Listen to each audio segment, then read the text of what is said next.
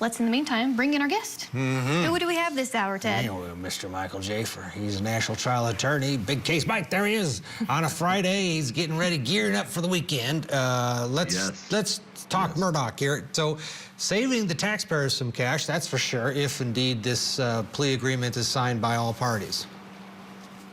I think I didn't hear you correctly, Todd. You said if it's signed by both parties. Sorry. Yeah, I mean, we're assuming that this is moments away from being finalized, and this will create. Oh, they're taking it back to the holding cell. Looks like they're. Dick Harpoothian and Jim Griffin going back to Alec Murdaugh's at the holding cell. Yeah, good eyes there, Chanley. I don't have my glasses on, but. So, Michael, the bottom line is this was going to be a massive headache for everybody, and he pled guilty in the federal level and admitted to all of this during the murder trial. I love the way you said it, Todd. This was going to be a big headache for everybody. Actually, now I know my opinion on this after you said that. I would love to avoid this massive headache. Even his attorney was saying this is going to be a big bloodbath for everybody. It actually makes sense that they would do this deal. I'm kind of surprised that the prosecution would do this deal, because this has all the downside, none of the upside for them. There's no upside, but that shows me that they were also tired of this whole entire situation. So the strategy behind it is, by him coming into a plea deal that doesn't put him away for 10,000 years in jail, then if he's successful in getting his murder case overturned because of the issues that are happening right now, he could walk out as a free man. There's a unique rule in South Carolina that I think is the only rule in the country where admissions that you made in court cannot be used against you in a subsequent trial. It's the only state in the country that has that. So I think the prosecution were worried that if he were to get the other case overturned while they were pending a trial in this case, he would walk out free. That's actually true. That's what would have happened. He would have walked out free on day one, because his admissions of stealing money from his clients would have killed him in 49 states. It wouldn't have killed him in South Carolina. The rule has not been overturned. And so because of that, I think the prosecution said, we don't want to take a chance that the murder conviction gets overturned and we're still pending a trial here, and then this monster walks out. Let's put him in jail for at least 20, 30, 100, 10 million years, because the judge in this court is probably going to sentence him to a gazillion years in prison, even by him admitting that he stole even $1. So that's my thoughts. So I still don't see the upside for them, because the chances of the murder conviction being overturned are very, very, very slim, but they're slim. There's a chance, a small chance, that Alex Murdaugh, if he does not plead guilty to this right now, could walk out free. So you're saying there's a chance? Yeah. There's well, you do have the federal case that he's pled guilty to, so he's doing time for sure. But yeah, it's a good point that we'll have to wait and see. The camera just moved on to the seal, meaning likely that Judge Newman could be close to taking the bench. So we'll get more information on this, hopefully very soon. Chanley. Right. It's as we wait though, what could we be hearing? There's over 100 financial crimes that he faces in the state of South Carolina at the state level there. So, this just in. Let me just say. Chanley's got her texting with people in the courtroom. Yes, well, actually, this is from the representative of the Satterfield family. Gloria Satterfield, was the housekeeper and who tragically, of course, fell down. This was going to be the basis of this trial. But then, of course, Murdaugh allegedly, well, now he's going to probably plead to it, and he has admitted in his murder trial that he did steal from her estate and her sons. And so the representative of the family says that they are satisfied that this sad chapter in their lives appears to be coming to an end. They believe the state achieved justice for Gloria and her family. So that's good news to hear. That's when you have a victim's So family they like must know this. the details of it. They've been in contact with Right. Creighton Waters and team. Oh, absolutely. You know, Creighton Waters would want to consult before reaching any sort of agreement. Michael, do you see that a lot in your practice, that when you have the family behind you, supporting you, wanting this to happen, it definitely helps it come to fruition? Yeah, when there are cases where the victim is, you know, a major bank, they are not as emotional as when the victim is a poor family, literally an impoverished family that had their money stolen from the person that they trusted most, which is the attorney that was supposed to be preserving their money. I always told people that in the beginning of this Murdaugh case, I buried my head under a rock. I said, I don't want to hear about this case. If there was ever a definition of a hell for an attorney, being convicted of stealing money from your clients and then murdering your own child and wife, that's the definition of hell. And so this guy, he created his own hell. And so when the Satterfield saying that this chapter is behind them, that matters. Anything they say matters in this monster sentencing, right? Any word they say, right? Because look at them. I mean, just look at that kid on that camera. You stole money from that kid. You stole money from him. Can you imagine that kid in a private consultation with Corey Fleming and Alex Murdaugh, and trusting them on every word they said, and they eventually told them at some point, well, there's no money for you, right? They said that to that young man in the camera, right? That could be anybody's child, right? And he lost his mom, and he's trusting these older guys, you know, with the ties and the suits and the fancy suits and the nice offices, to tell him, hey, you know, we're trying to get you money. At the same time, they were buying hunting lodges with it. So, I mean, yeah, whatever that kid says, the judge cares. And I'm glad you read that out loud, Chanley, because I mean, that's really what this comes down to, is the emotional opinion of the victims. Right. Absolutely. If Murdaugh does get a new trial in the murder case, do you think he's got a shot? Or is there anything that happened during the original trial that you think on a second go-around the defense could exploit? I hate this man, Ted, but as you say it, unfortunately, the answer is he could walk out at some point if the murder case is overturned, right? The reason he has 10 million years in prison at this point is because he murdered in cold blood his own family, just so he could, the allegation is that he did it. His motive was to distract attention from his financial crimes, right? So if that's overturned, it wouldn't be the first time, you know, in our history that a murder conviction was overturned and then somebody walked out, right? Sometimes that happens for good reason. You know, forensic evidence, you know, exonerates somebody. This guy obviously wouldn't be exonerated in that way. He would stand trial again. He would probably have a bond, you know, if they charge him again, and maybe the bond might be, you know, $10 billion. But yeah, no, he could walk out. The financial crime standing alone, we saw with Corey Fleming, he should have been sentenced only to 2 or 3 years. He was sentenced to 20 years consecutive with the federal case, right? But that's because he was tied to this monster, right? Well, this guy is the monster. So I think this judge is going to sentence him anyway to so many years in prison. He might not ever see the light of day. But if he can overturn the murder conviction, then he could have an argument to appeal the financial crime conviction. If he's sentenced to, you know, 50 years, nobody should be sentenced to 50 years just for stealing money. You know, nobody has ever had that. So yeah, theoretically, I could see him seeing the light of day if the murder case is overturned. I could see it theoretically. All right, Dick Karputlian just emerged from the door which leads to the holding cell, possibly finalizing the deal with his client, Alec Murdaugh. Yesterday. Yeah, let's bring back in Michael Jaafar, who, Michael, one of the things with the criminal trial that the defense has brought in is that they wanted Judge Newman off the bench because, A, of his relationship with the clerk, the inherent relationship with a coworker, but also the things that he has said publicly about Alec Murdaugh and his guilt, and they felt that he was not in a position to be unbiased moving forward. Do you agree with that decision by Judge Newman to say, yeah, all right, I'm out, in terms of the murder case and the pending appeals? I fully agree with his decision, and I'm actually shocked by it, pleasantly shocked. You rarely see judges recuse themselves. So here's the thing, Ted, and I've spoken about this publicly. I feel like there's too much of an incestuous relationship between these appeals judges and the trial judges, right?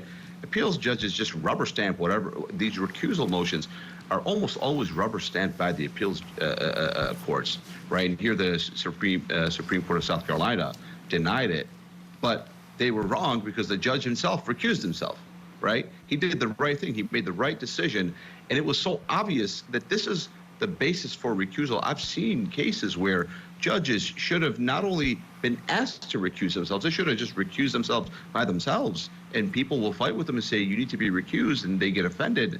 You know, you're a human being, right? When you wear that robe, you don't stop becoming a human being and become an impartial robot. You're still a human being. You have a cell phone.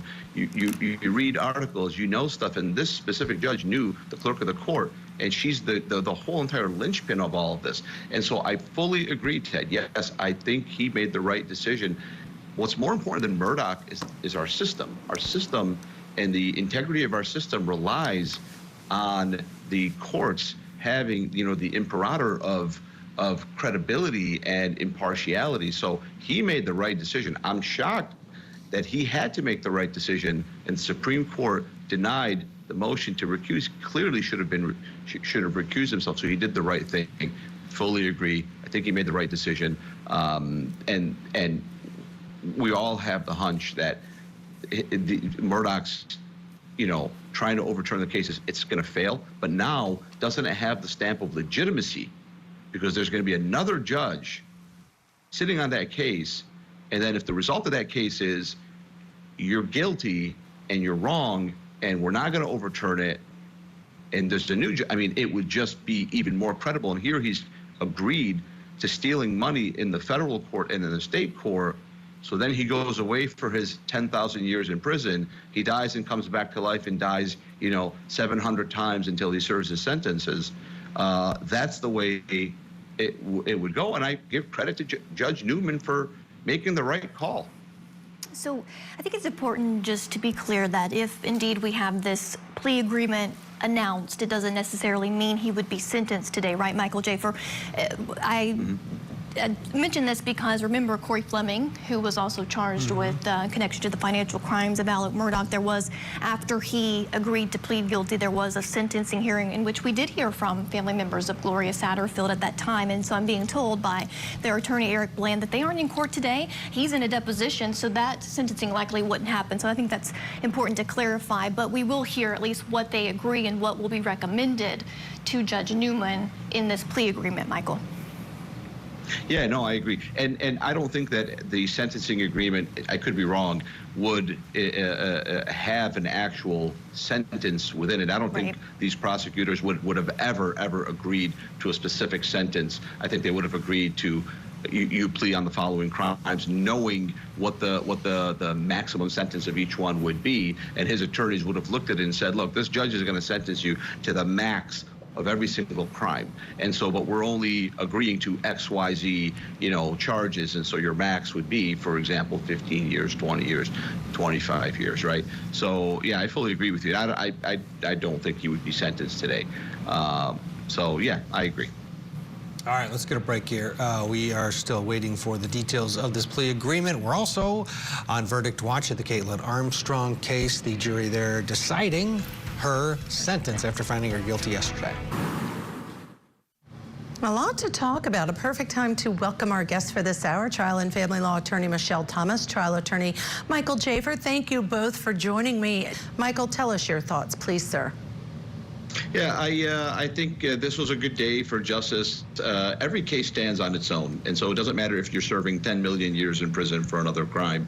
The victims of a different crime deserve to see you plead guilty or be found guilty of their crime. Also, from taking the passion out of it and just looking at the strategy from his attorneys, I think it's a great strategy, right? Because there's a tiny chance that they'll be able to overturn a murder conviction. Very, very minuscule, right? And if they're able to get a new trial and then have a new trial and win the new trial, right? There's a small chance of that, but there's a chance. And because of the fact that there's a chance of that, this makes total sense from their standpoint. It also makes total sense for the prosecution, because in South Carolina, I think it's the last state in the country that has this weird rule where your testimony, even incriminating testimony without immunity in an underlying trial, cannot be used against you in a future trial, right? And so there's a tiny chance that if he overturns the other conviction while pending a trial on these crimes, he would technically not walk out because he's serving time for the federal case, but he would be out of jail, you know, theoretically soon, right, after his federal sentence is done, which, again, it's not possible when you consider the fact that this trial, he probably would have lost it, and he would have lost it within a few months.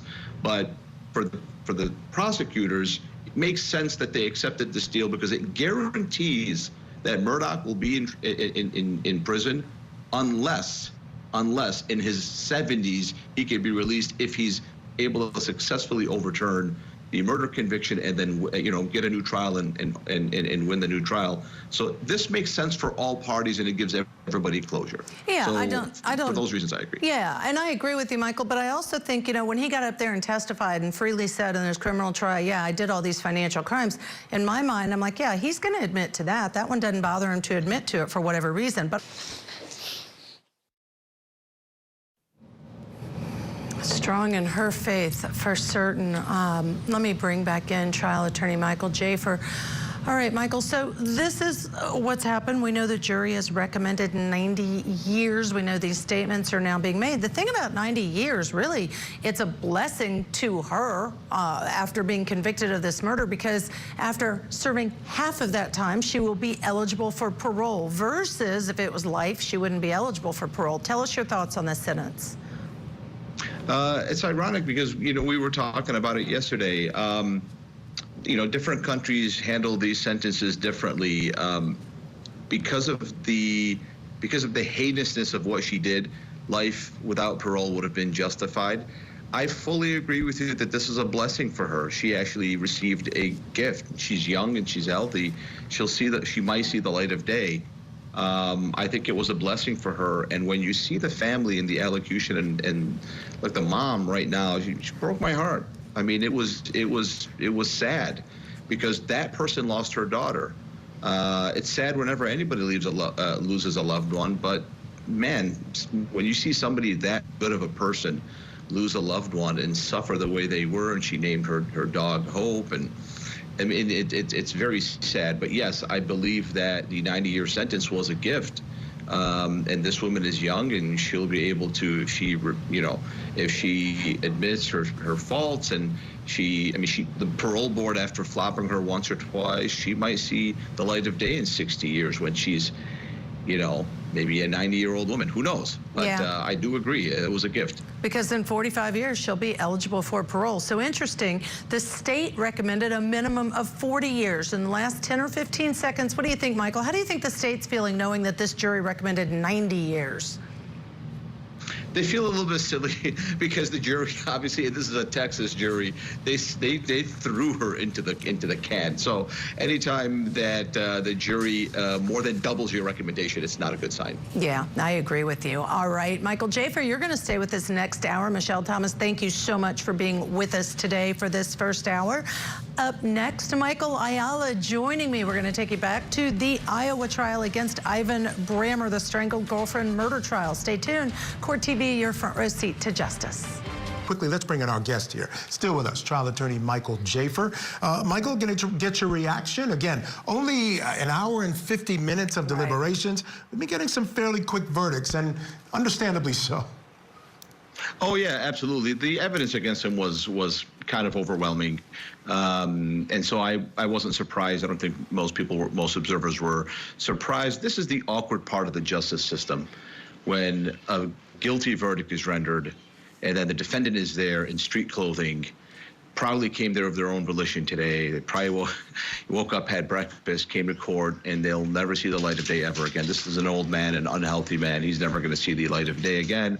And so everybody in that courtroom gets to walk out of courtroom except for him, and he goes into the jail. And those of us that know this system, they know how awful it is, the stench of the holding cells. It's not exactly the cleanest environment. So I think it was the right verdict. It was a quick verdict. You're right, Michael. I've noticed that recently verdicts have been coming down very quickly. I can only guess as to the reason. Maybe it's because, you know, people have access to more information. It's pretty much impossible to really sequester a jury at this point. It's not what it was, you know, in the 90s and before. So that's my guess as to why these verdicts are quick. But I don't recall a verdict that lasted more than a couple of hours recently, at least. Yeah. And I think some of it, Judge, has to do with just the strengths of the case. I was just going to say. They've been strong cases. Yeah, I just wrote down overwhelming evidence. I think when you have an hour, 50 minutes, 3 major felony charges, it's because the evidence presented by the state was overwhelming. Now, we have to remember, too, there were 8 blunt force injuries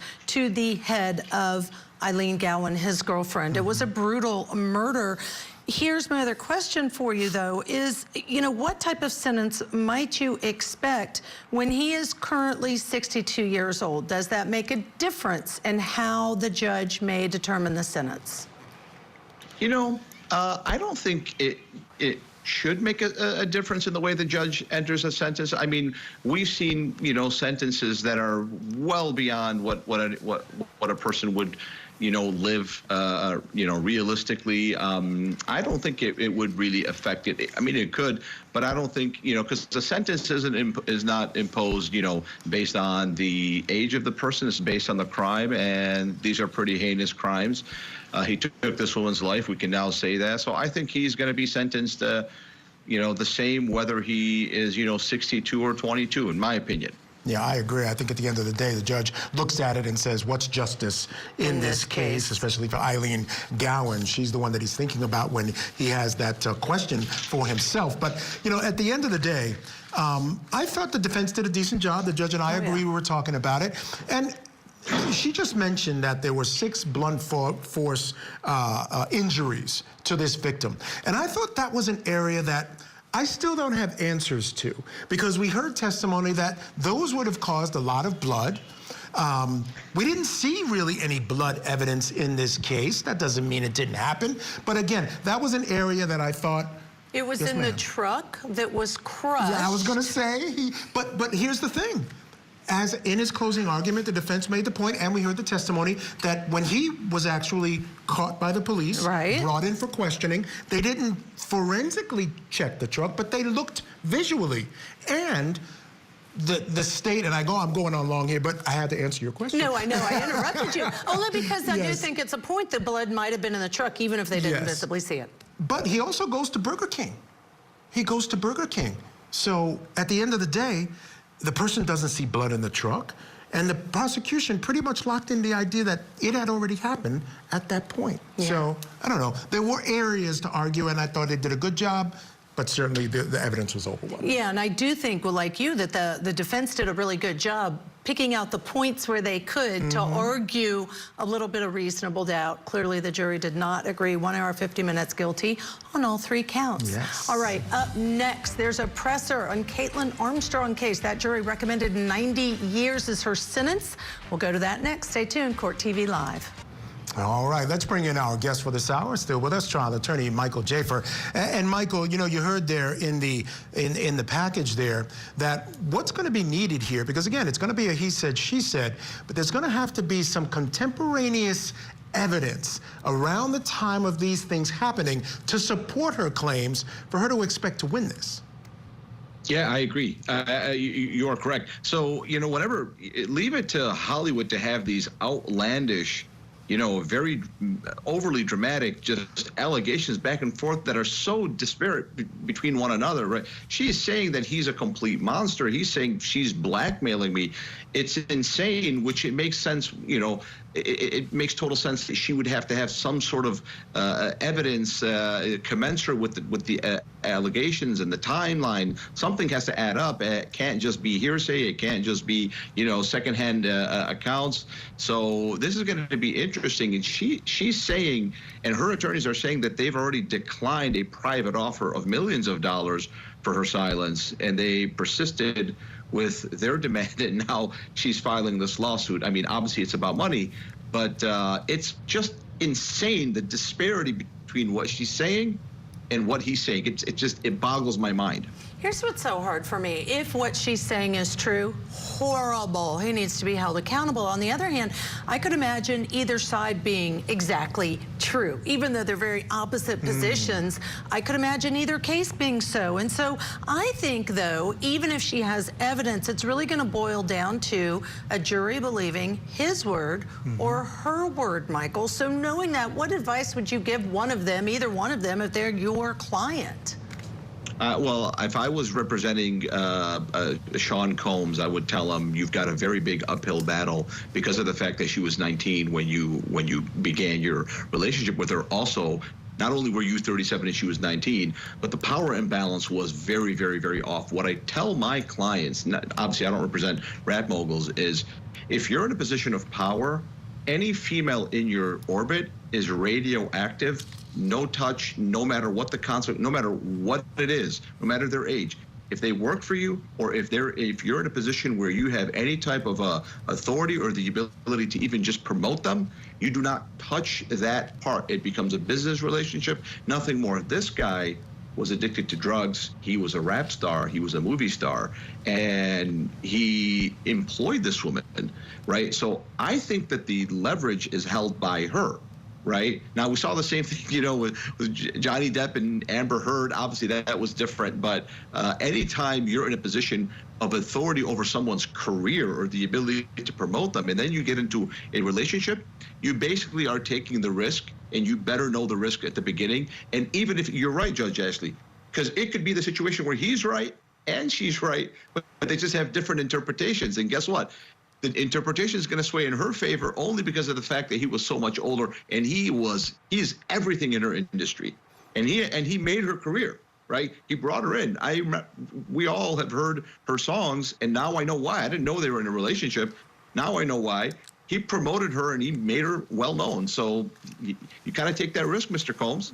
Yeah, and I wish there's a lot of people in Hollywood and in the music industry that have not got the memo, Mike, because they certainly need the memo, right? Because we've seen so much of this going attorney in New York City. He's been P. Diddy's attorney for decades now. His claim is that she came to him initially, before filing this lawsuit, looking for $30 million.